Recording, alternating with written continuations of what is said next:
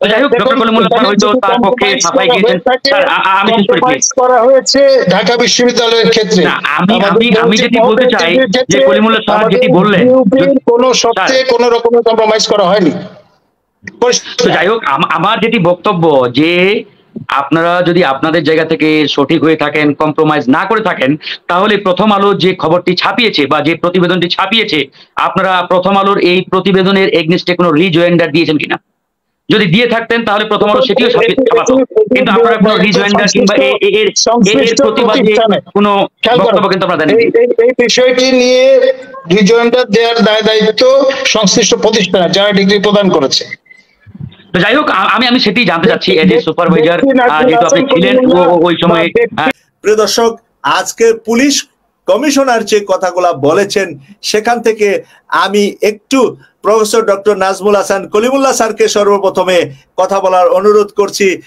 দেখুন, বাংলাদেশে নিরিখে প্রথম মার্কিন যে স্যাংশন সেটি এসেছিল একটি বাহিনী, তার উপর পরিপূর্ণভাবে, যেটা র্যাপিড অ্যাকশন ব্যাটালিয়ন, বাংলাদেশ পুলিশের একটি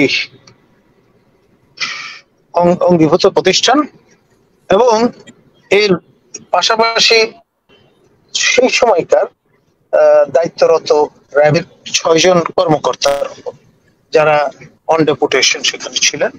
তার মধ্যে আমাদের পুলিশের সাবেক আইজিপি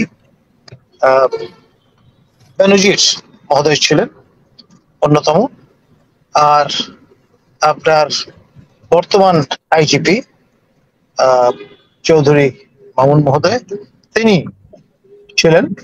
আমি ফারুক হাসান যে কথাটা স্যার বললেন আর কি, যে দুর্নীতিবাজদের পক্ষেও কথা বলছে কিছু কিছু অ্যাসোসিয়েশন, যে আমি একটু জনাব ফারুক হাসান, আপনি তরুণ সমাজের পক্ষে কথা বলে থাকেন, তাই আজকে তরুণ সমাজের পক্ষে এই যে দুর্নীতির বিরুদ্ধে বাংলাদেশের তরুণরা কিন্তু জেগে গিয়েছে, তরুণরা সজাগ হয়ে গেছে। এখন তরুণরা প্রতিদিন কিন্তু এইগুলাকে মিডিয়াতে বেশি বেশি করে ফলো আপ করছে। আপনি এই তরুণদের পক্ষে কি বলবেন? এখন শিয়ালের কাছে মুরগি বর্গা দেওয়ার মতো একটা অবস্থা আর কি। আব্দুল্লাহ আল মামুন, পুলিশের বর্তমান আইজি অর্থাৎ প্রধান, তিনি যে দুর্নীতি তদন্তের একটি কমিটি বা কমিশন গঠনের কথা বলছেন, সেটি শুনে আমার মনে হলো শিয়ালের কাছে মুরগি মানে বর্গা দেওয়ার মতন একটা অবস্থা। তো যাই হোক, আমার বক্তব্যের শুরুতে আমি আমাদের সকলের শ্রদ্ধাভাজন সম্মানিত ডক্টর কলিমুল্লাহ স্যারের মানে একটা সমালোচনা করতে চাই। স্যার এখানে বেনজির আহমেদকে মানে মহোদয় বলে সম্বোধন করেছেন, এবং জেনারেল আজিজকে মহোদয়, অর্থাৎ যারা সম্মানিত ব্যক্তি তাদেরকে মহোদয় বলা হয়, তাদেরকে নানান বিশেষণে বিশেষায়িত করা হয়, যারা সম্মানিত, সমাজের গ্রহণযোগ্য ভালো ব্যক্তিত্ব এরকম ব্যক্তিদের।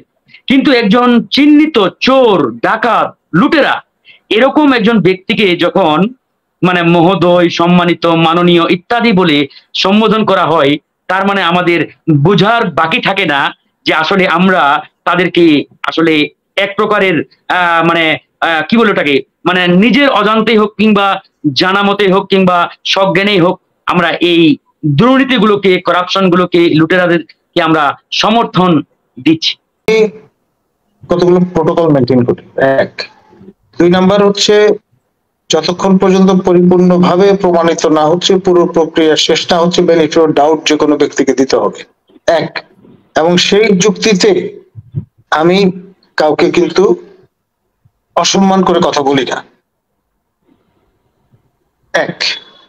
2 নাম্বার হচ্ছে যিনি সৃষ্টির সেরা জীব, হোমোসেপিয়ান মানুষ, তাকে তার ন্যূনতম সম্মানটা দিতে হবে। কেউ চুরি করলে, কেউ ডাকাতি করলে, কেউ হত্যাকাণ্ডের সঙ্গে সামিল থাকলে তার দায় সম্পূর্ণ তার, সেটা অবশ্যই নিন্দনীয়, এবং তার জন্য তাকে তুচ্ছ তাচ্ছিল্য করার কোনো সুযোগ নেই।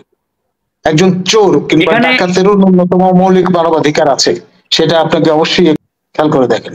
এখন ভার্বাল অ্যাবিউজ বলে একটা বিষয় আছে, যে কোনো ব্যক্তিকে যে কোনো ভাবে সম্বোধন করার সুযোগ নেই। আমি এই যুক্তিতে তাদেরকে মহোদয় বা যে পদে অবস্থানে আছেন তাদেরকে সেভাবে সম্বোধন করে থাকেন।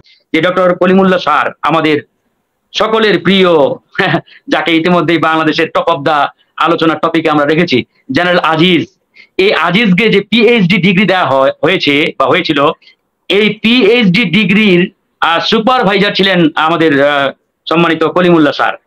তো আমার প্রশ্ন স্যারের কাছে, উনার যখন বক্তব্যের ফ্লোর আসবে তখন তিনি উত্তরটি দিবেন।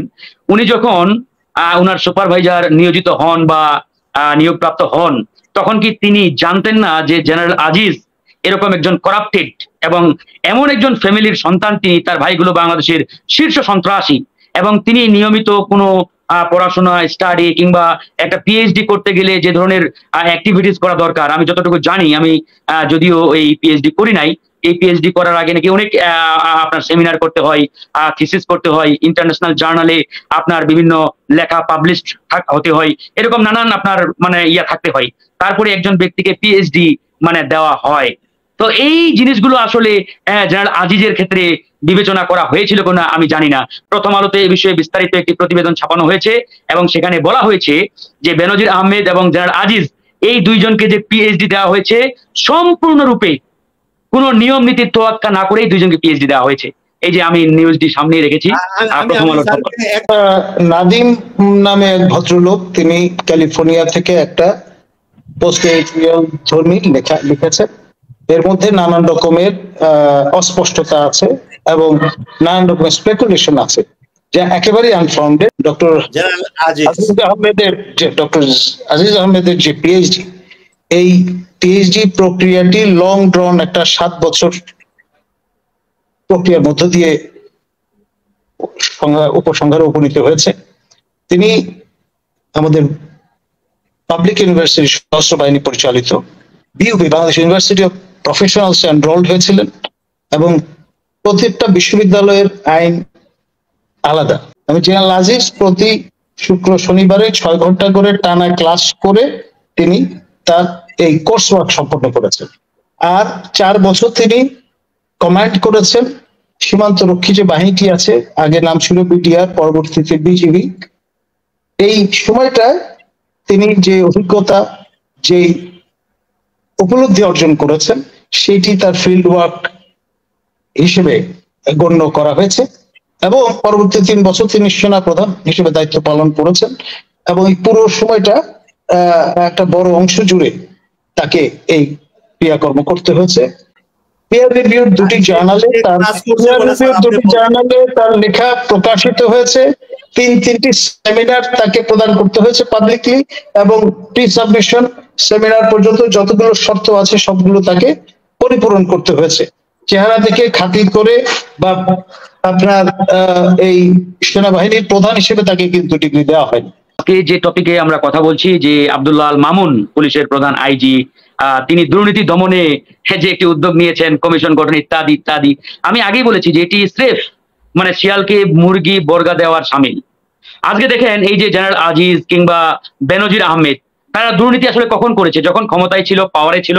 তিনি যখন র্যাবের ডিজি ছিলেন, তারপরে ডিএমপির কমিশনার হলেন, তারপরে পুলিশের আইজি হলেন। এবং এটাও আমরা জানি যে বেনজির সাহেব পুলিশের দায়িত্বে থাকাকালে তিনি যে প্রোটোকল ব্যবহার করেছেন, প্রোটোকল তিনি মানে ইউজ করেছেন, ব্যবহার করেছেন, এটা বাংলাদেশের 2-3টা মন্ত্রীর সমান, 2-3টা মিনিস্টার যেটা না প্রোটোকল ব্যবহার করেছে তার থেকে বেশি প্রোটোকল বেনজির সাহেব নিজেই ভোগ করেছেন, এক প্রকারের বলা যায়। তাহলে আমার প্রশ্ন, এই বেনজিররা যখন ক্ষমতায় ছিল তখন দুর্নীতি করেছে, করাপশন করেছে, লুটপাট করেছে, দেশের হাজার হাজার কোটি টাকা লুটপাট করে নিজের নামে তারা বিদেশে পাচার করেছে কিংবা সাম্রাজ্য করেছে। তাহলে আজকে যারা ক্ষমতায় রয়েছে, অর্থাৎ পুলিশের প্রধান বলেন, র্যাবের ডিজি বলেন, ওই আপনার ওই ডিবির হারুন বলেন কিংবা ডিএমপির কমিশনার বলেন, তারা কি ধোয়া তুলসী পাতা? তারা কি কম লুটপাট করেছে, কম দুর্নীতি করেছে আপনার মনে হয়? কিন্তু এই যে আমাদের গণমাধ্যমগুলো তাদের বিরুদ্ধে খুব একটা নাড়াচাড়া দেওয়ার সাহস করে না, সাহস পায় না।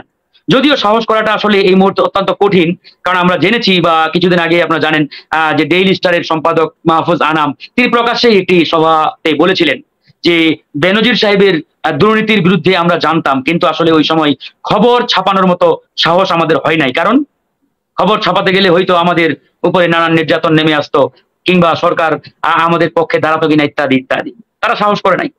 তার এই যে মাফিয়া গোষ্ঠী যারা আজকে দেশের জনগণের সম্পদ লুটপাট করে বিদেশে পাচার করেছে, নয়তো বা বাংলাদেশের ভিতরেই সাম্রাজ্য করেছে বেনজির আজিজদের মতন কিংবা ওই আপনার ওই কি বলে আসাদুজ্জামান মিয়াদের মতন, এদের বিরুদ্ধে মানে দুর্নীতি তদন্তের দায়িত্ব দেওয়া হয়েছে আরেক দুর্নীতিবাজ লুটেরাদের, যারা ইতিমধ্যে আমেরিকার স্যাংশন প্রাপ্ত দুর্নীতির দায়ে, করাপশনের দায়ে। এর চাইতে হাস্যকর আর কি হতে পারে আপনারাই বলেন। আপনার ধরেই নেওয়া হয়েছিল যে চৌধুরী মামুন মহোদয় স্যাংশন প্রাপ্ত হয়েছেন, সুতরাং তার খানা শেষ। কিন্তু সবাইকে অবাক করে মাননীয় প্রধানমন্ত্রী যেটা নিশ্চিত করেছেন যে তাকে আপনার পুলিশের সর্বোচ্চ শিখরে মোতায়েন করেছেন এবং তারপর এক্সটেনশনের ব্যবস্থা করেছেন। এখন শোনা যাচ্ছে যে আপনার তিনি ফার্দার এক্সটেনশন পাবেন। সাংবাদিক সমাজের যে অ্যাসোসিয়েশন তারা একটা স্ট্যান্ড নিয়েছেন, পুলিশ সার্ভিস অ্যাসোসিয়েশন তারা একটা স্ট্যান্ড নিয়েছেন। এই অবস্থা দেখে মতিউর মহোদয় চিন্তা করেছেন তার ট্যাক্সেশন সার্ভিসের যারা ট্রেড বিষয়টা নিয়ে কাজ করেন, পেশা নিয়ে কথা বলেন, তাদেরও তো একটা স্ট্যান্ড নেওয়া উচিত। তিনি তার পক্ষে কিন্তু যুক্তি আছে, যেহেতু পেশাদার সংগঠন গুলোর দায়িত্ব, যারা পেশাদার সংগঠনের সদস্য তাদের দেখভাল করা, তাদের স্বার্থ সংরক্ষণ করা, সুতরাং সেই দিক বা দৃষ্টিকোণ থেকে মতিউর মধ্যে এটা প্রত্যাশা করতেই পারে।